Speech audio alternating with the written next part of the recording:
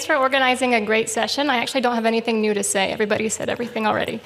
No, but I honestly couldn't ask for kind of a better set of talks that precede mine. Every talk that went, I was like, ooh, I wish I was going right after because I have something to say about that. But great talks, really enjoyed all of it. As said, I'm CEO of Aptera Biosciences. I'm excited to be here. So I think we've seen, right, in all of the talks that the immune response to challenge is vast and complex, and if I can kind of like distill what everybody in the room is trying to do, it's to create a black box that tells us which one is the best antibody, whether it's machine learning, whether it's cell screening, whether it's having just like massive resources to express and test a bunch of stuff. The special slant that Aptera Biosciences has is that we care about what's expressed and secreted in serum. So I think we forget about the fact that the B-cell receptor repertoire encodes the potential of the immune response and the memory of the immune response, but the serum antibodies are actually doing something in fighting a virus or binding the immunogen. And so what we found in our studies is actually kind of a really small subset of all of those antigen-specific B cells that you pull out in your sort are actually being secreted in serum. And I guess that's not surprising given kind of the numbers. Just to kind of give you kind of some bearings on why serum makes a lot of sense. So blood is where serum, like where antibodies hang out, right? Serum is like where antibodies are the densest. There's 11 orders of magnitude more antibodies than there are B cells in blood. That allows us to screen potentially millions of different antibodies that are present at a functional level in, not a ton of blood, just like 30 mils of blood. And then at Aptera Bio, we focus on the serum antibodies, but we don't ignore anything. So we sequence everything that we encounter, whether it's a B cell or an antibody, and that allows us to ensure that we're finding antibody candidates that are sequence diverse, which is important for us because we do antibody discovery, but also allows us to do hit expansion, as kind of other people have mentioned. To summarize that in a pictogram, so from whole blood, we look at two different compartments, so the serum antibodies and then the B cells. Where it comes from really doesn't matter a whole lot. So I like to say that anything that has a backbone and a jaw, we can use Alicanto on, but in practice we use it on animals that don't have other great tools for doing antibody discovery. So we do a lot of work in rabbit, we do work in humans, and then my favorite fluffy animal, the llama or the alpaca. And then, each of those two different parts of the immune response needs two different technologies for analysis. So on the serum antibody side, we use mass spectrometry. So kind of just in a nutshell, we pull out antigen-specific antibodies from serum, we digest them with different enzymes, and then we analyze them by liquid chromatography tandem MS. On the B cell side, we do a lot of different things depending on kind of what the project entails. So it could just be bulk PBMC sequencing. It could be a certain population of B cells. It could be paired heavy light, or it could be just distinct, or it could be antigen sorted. And then I didn't know that you could actually use the MiSeq image, so I drew a MiSeq image.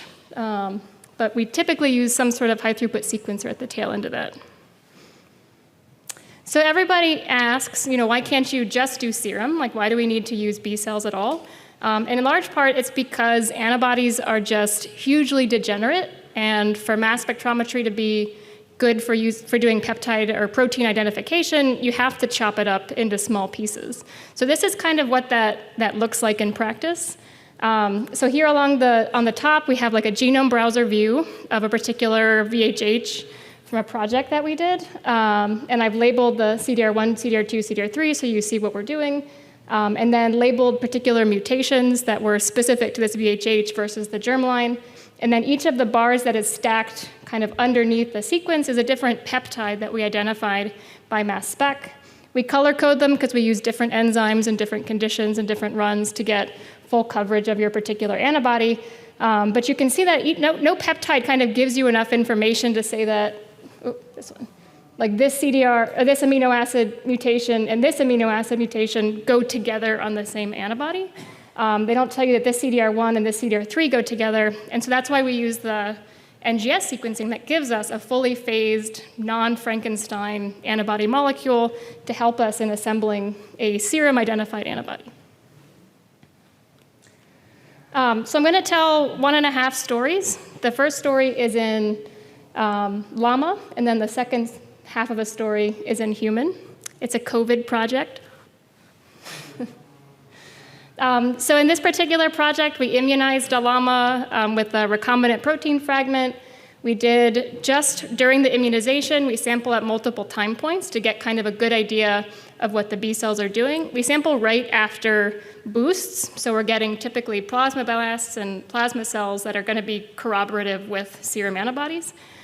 With our sequencing, we got about 250,000 VHHs and about 150,000 different CDR3s. And I guess at this point I should tell you that this is how we define clone. So amino acid CDR3 is what we call a clone. If 2 sequences share that same CDR3, then we call it part of the same clone.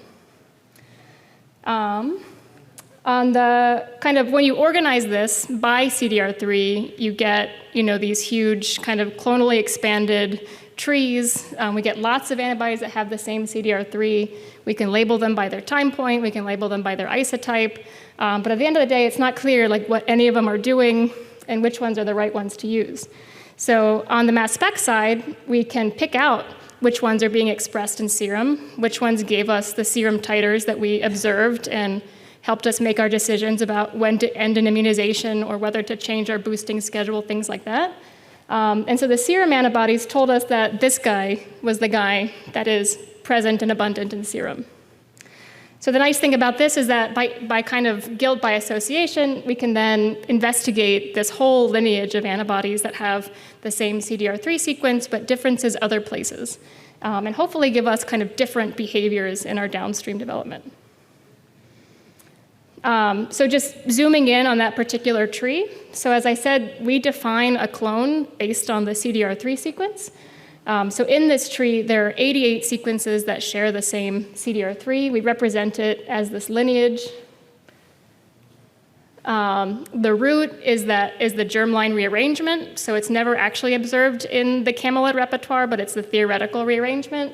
Every leaf node is an observed sequence. This is an actual B cell that we sequenced via NGS, and then every internal node is a hypothetical internal step on the way from germline to what we actually observed in the repertoire. So our particular guy that we've detected as being present in serum is here. He's part of this kind of internal clade of antibodies that kind of looks like it's taking this sort of wandering path here in the middle. We expressed him, we tested him. He has kind of, not like medium affinity, I guess I would say. So we explored this tree a little bit, took a look at what kind of different branching patterns means, picked out a set of candidates that actually have higher affinity. And then we learned a little bit about other candidates that we pick out from this tree where maybe the immune response took kind of a wrong turn, and we found a lot of binders that had worse affinity. So if this sounds familiar, we started working on this in 2021, where we looked at more in depth a particular clonal tree, and our CSO, Stefano Bonassoni, picked out particular mutations that seem like they're really important to have high affinity to the target, and then certain mutations that kind of, as it loses its way in the affinity maturation, associates with lower affinity to a particular target. So if you did kind of the simple elementary school division at the beginning, dividing 250,000 sequences by 150 clones, then you would know that on average the clone size is 1.6 sequences. So it's great when you have a big tree like this and you can pick lots of different sequences and you can not have to do any engineering, you just pick the best affinity guy from the repertoire. But what happens if your tree looks like this? You have your 1.6 sequences per clone, and your hit is maybe this guy, and maybe it has an N-glycan in it, and you're like, oh, I really don't want that N-glycan, but there's only one other candidate here, maybe, let's say. Or it has sort of, too high or too low affinity for what you want for your application. So what we set out to do was to help rescue these singleton or kind of low, not very deep trees, And so we thought, wouldn't it be great if we could find a CDR3 that is similar, and so it would hopefully have the same kind of specificity, but it had all these other natural sequences along with it that we could then explore in our hit expansion. So there's a couple ways that you could think about linking these trees together.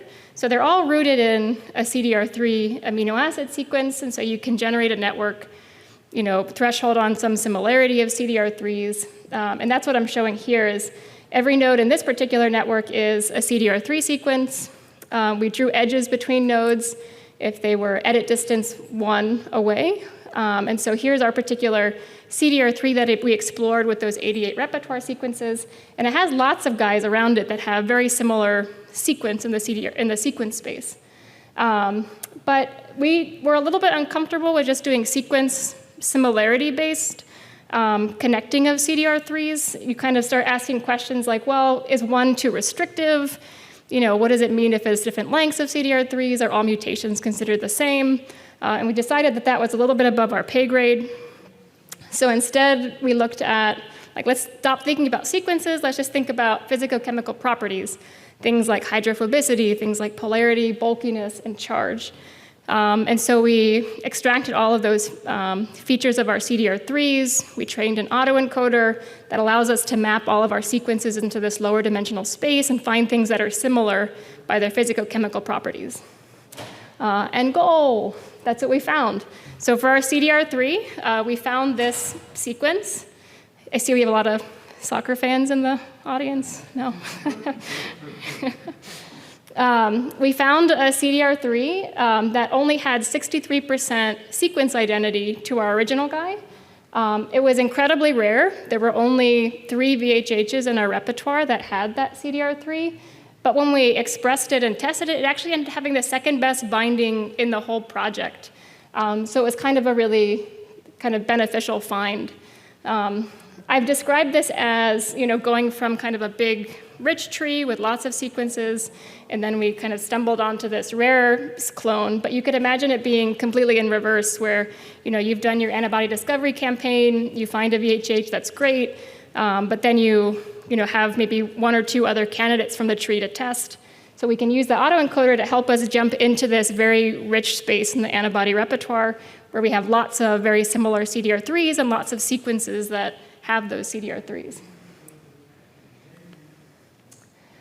Okay, so in animal immunizations, we have a lot of opportunity to look at exactly the tissue, exactly the time that we want to find, kind of manage the repertoire for our antibody discovery campaign. But in humans, we care because the humoral immune response has a big role to play in overcoming viral infections, roles in cancer and autoimmune diseases, and so we kind of has a special purpose in humans. So we weren't well connected enough to find somebody that had a simple infection and immunization history. I don't know if you can find them anymore, right? Everybody's been boosted and which variant and which source. But we did our Alicanto study on 3 individuals. And I just want to point out kind of key features of the individual. So AB2 is notable because this person received only wild-type booster and was infected long enough ago that it's not suspected to be an Omicron infection. And then there was also about 6 months between those immune challenges and when we took the blood draw. For AB5 and AB6, they were both infected with suspected Omicron variant. And their time between challenge and blood draw was about 4 months. So they're a little bit closer to the blood draw from infection and then Omicron exposure in this case, but not this case. So on the serum side, what's nice about working with serum antibodies is that proteins like antibodies are quite stable. We can design these waterfall-type purification strategies that let us get lots of different fractions. And if you mess it up, you can pass it through again. They're just really nice to work with. So in this particular case, from those 3 donors, we pulled out total IgG. So anytime I talk about anything that we detect in serum, it's detected in serum as an IgG and not a different isotype. But then those IgGs were subjected to this, as I said, waterfall purification. So first we pulled out antibodies that bind to RBD, and so we have an RBD serum IgG fraction. But then we were worried that maybe we didn't capture everything. So the flow through from that was subjected to a second RBD purification. We were kind of curious, did we get everything? Are the things that come out in the second purification maybe lower affinity? Are they the same sequences or different sequences? So we have a second RBD purification. And then by the time you get to this flow through, you're hoping to be fully depleted of things that bind to RBD. And so we did just a spike trimer purification. So everything that comes out of here should be binding to epitopes that are not RBD. And all of them were the B11529 variant. On the B cell side, we did the sloppiest sort you could possibly do. We just did total B cell, pulled out anything that binds to spike, and then sequenced it. We did 10x genomics to get paired heavy light, and then sequenced it. So we very much on purpose tried to overload the 10x. So I think the target cell input is like 16,000 cells per channel. But we obviously overshot that, and to some extent we don't care because we're going to kind of disambiguate things using the serum and not using, the single cell proteomic or single cell sequencing. So for each of the patients, we found 30 to 40,000 unique heavy chain sequences.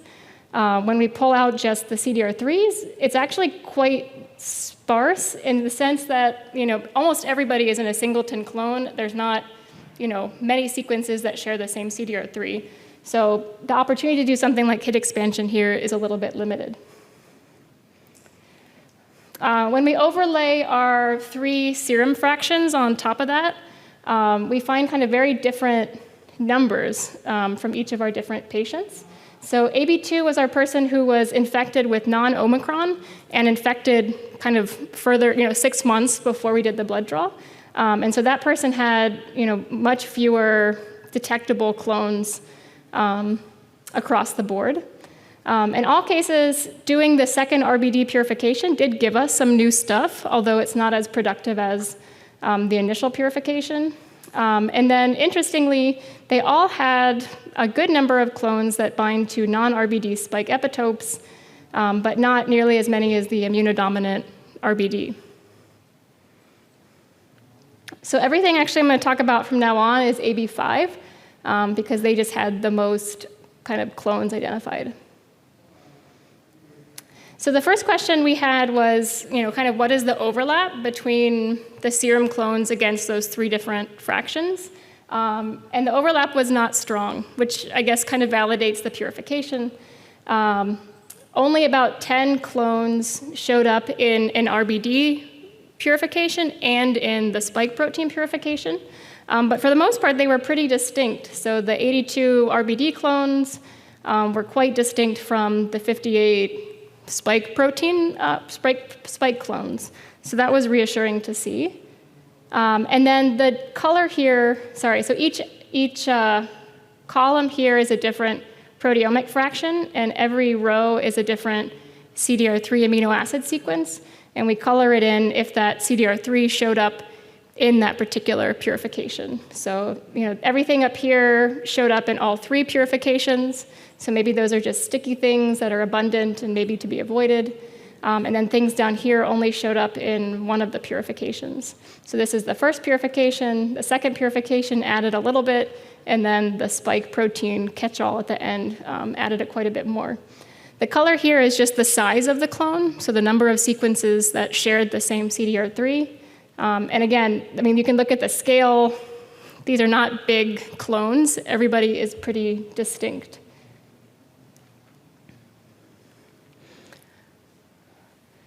So the first thing we looked at, like I guess everybody else, was the CDR3 length distribution. So here what I'm showing is just the frequency of amino acid CDR3 length. The red is the background 10x repertoire of this individual. And then the other colors are from the serum detected repertoire. And so kind of interesting and not necessarily something that we see in other Alicanto projects is that they did skew a little bit short. And so I'm kind of curious about the 8,000 antibodies if they just tend to be a little bit short. I think you could ask the question of, is this just a bias of our platform, that it's easier to detect things that are short? But we have lots of other projects where we don't see this bias towards short things, so I don't get the feeling that it's actually a platform thing. The other thing we looked at was, are they more mutated than the background? And the answer is sort of. So the vast majority of the B cells that we sequenced via 10x were basically germline. So this is a frequency of V gene mutations, and granted, how you annotate V genes is important, but in this case, everything looks pretty germline, so I don't think that was a problem in this case. But zooming in on just the naive, so if we look at things that are fully germline, about 70% of the background 10x repertoire is fully germline. They were sorted on spike, so they have some spike reactivity, but they are unmutated. And in contrast, if we look at the serum repertoire, they range kind of to 50 to 60% of those serum identified antibodies have no mutations. This is corroborated by the isotypes. So on the right, I'm just showing a pie chart of the isotypes of our background 10x repertoire. So we found about 85% of the 10x sequences had IgM. I think this is not dissimilar from what Brian Briney pointed out this morning. He said 58% of his sequences, but I don't know. It's a lot of IgMs compared to other projects that we've seen. When we look at the antibodies that are detected in serum, so this is relying on the isotype taken from the 10x data. So remember, if we detect it in serum, we know it has isotype, or it's class switched to IgG because we detect it in serum as IgG. But when we sequence it in the repertoire, it's still an IgM. And that kind of makes a lot of sense. I mean, they might not have class switched if they're in the blood. Maybe the antibodies that are secreting IgGs are in bone marrow and aren't captured by our particular project. But there is an enrichment for IgGs. So 20 to 30% of the sequences that were detected against either spike or RBD are isotype switched, so they are IgG. But there is still a good fraction that are IgM. And then within each clone, there aren't a lot of sequences, so you can't generate nice trees and do hit expansion. But similarly, we don't find good clusters of CDR3s either.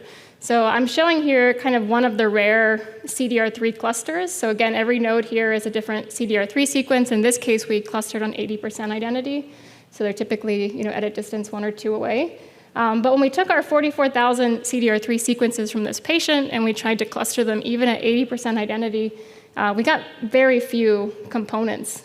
So 40,000 different components, 1,500 of them have more than one clone. So we're looking at kind of a very sparse, sampling of this particular individual's immune response. To fill in those gaps, we are doing bulk sequencing, but we don't have that available for this talk yet. So that's the summary of the talk. So just to summarize, so at Aptera Bio, we use serum antibodies to do antibody discovery.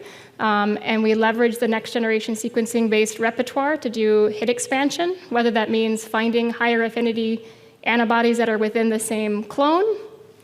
Oh, it doesn't reach. Or using CDR3 networks to find other CDR3 families that have similar specificity but maybe better other properties. If you want to talk more about any of the data, we're going to be around all week. So stop by and talk to us at table 7. And that's it. So, none of this work, like everybody else, is done individually. So I just wanted to thank everybody at the Aptera Bio team. The llama work was funded by an SBIR project, so thanks to them. I'm happy to take any questions now.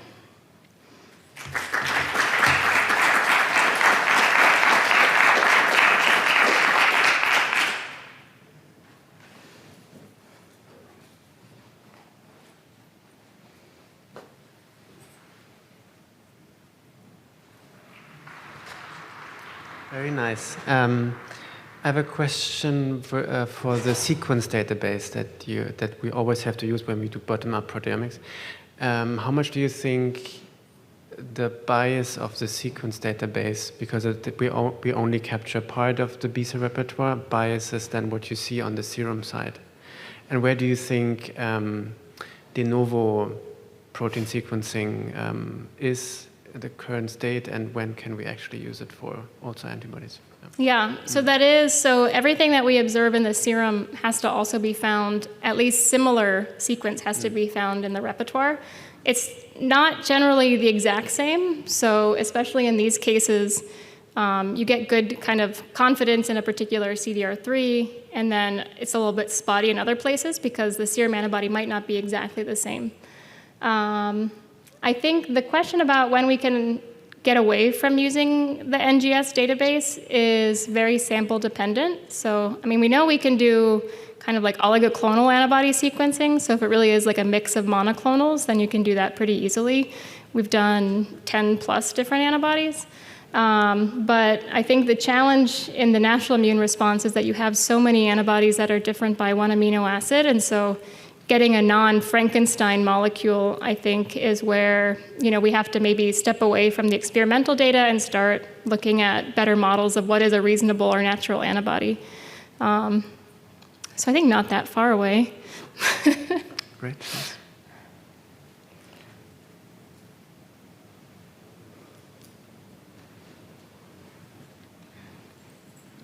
Thanks a lot for this really great overview of all the great work you do. I was just generally wondering, you mentioned as you go from llama to rabbit to human that it is not, you can essentially perform it in any animal. Do you see any distinct differences regarding diversity or regarding things that make it more or less difficult in each case? Yeah, so I guess, so llama is interesting because all the VHHs are much more mutated than anything that we see in human and mouse. So basically you don't see any germline sequences when we do VHH analysis. The CDR3s are longer. They have lots of extra cysteines in those CDR3s. So that's kind of the camelid properties that we see. Is that what you mean? Yeah, generally, yeah. Also, like how different they are in difficulty, these projects, right? Oh, I see. So in general, if there's a good germline, then it's easy. If we have to like bootstrap germlines, then it becomes harder. But otherwise, it's pretty easy to plug in different species. There are sample constraints, so I think a lot of times with mice, you're immunizing a cohort and you're maybe pooling them. And we don't necessarily work a lot with mice for this reason. Wonderful, thank you. Do you have any other questions? So maybe just to follow up on the llama, I know that sort of IMGT has very few germlines from llama, and the germline database is not well established. Maybe this is like an open question to the folks here. Is there like any non-IMGT resource where you can find a much more comprehensive set of llama germlines? We encounter the same thing. Essentially, we're not sure if you're seeing a lot of mutated sequences or we just don't have the correct germlines that we're mapping to. Sorry for hijacking. No, I was gonna ask him if camelids were next because I think it's like a Wild West a little bit. Yeah, you can email me. I think there's Oh. a few reference centers out there. We did some IgM sequencing. I don't know because we basically, so alpaca is on IgMT. I don't think it's complete, but there's at least alpaca. But llama looks very different. Yeah, and then we just built our own, but they're probably not as good as what you would do.